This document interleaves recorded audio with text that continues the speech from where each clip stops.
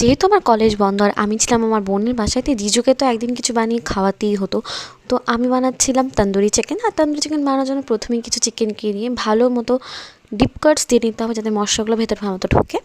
তারপর একটা পাত্রে সেই চিকেনগুলো নিয়ে তারপর দিয়ে দিতে হবে টক দই, আদা রসুন বাটা, কাঁচা লঙ্কা বাটা। তারপর দিয়ে দিতে হবে তার মধ্যে হলুদ, লাল মরিচের গুঁড়ো, জিরে ধনে গুঁড়ো, বাজারের যে কোনো তান্দুরি মশলা, লবণ 2 চামচ, সয়া সস 2 চামচ, টমেটো সস আর বাকি সব মশলা 1 চামচ 1 চামচ, কিন্তু তন্দুরি চিকেন মশলা 2 চামচ।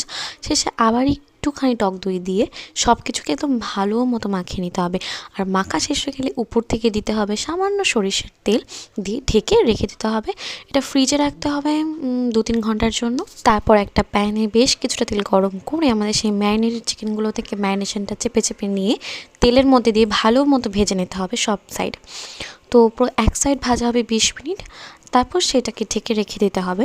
তারপর ঢাকা তুলে আবারও 20 মিনিটের জন্য, টোটাল 40 মিনিটের জন্য আমাদের এই পুরো মাংসটাকে সময় নিয়ে ভাজতে হবে। আর সাইডে আমার বোন আমার ভিডিও দেখছিল, সেটা একটা ক্লিপ নিলাম, ভাল লাগে দেখতে তাই।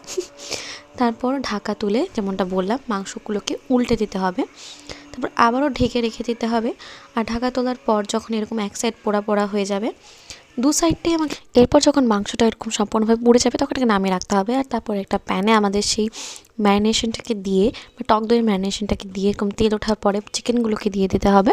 তারপর সেটাকে ঢেকে রেখে যখন এরকম মাখো মাখো হয়ে যাবে তখনই কিন্তু আমাদের তন্দুরি চিকেন একদম রেডি হয়ে যাবে। তারপর দিতে কাঠ কয়লার ধোয়া, কয়লাগুলোকে পুড়িয়ে তার মাঝখানে বাটিটা রেখে তারপর সামান্য ঘি বা তেল দিয়ে রেখে দিতে হবে। আর ঢাকা তোলার পরেই আমাদের তন্দুরি চিকেন একদম রেডি হয়ে যাবে।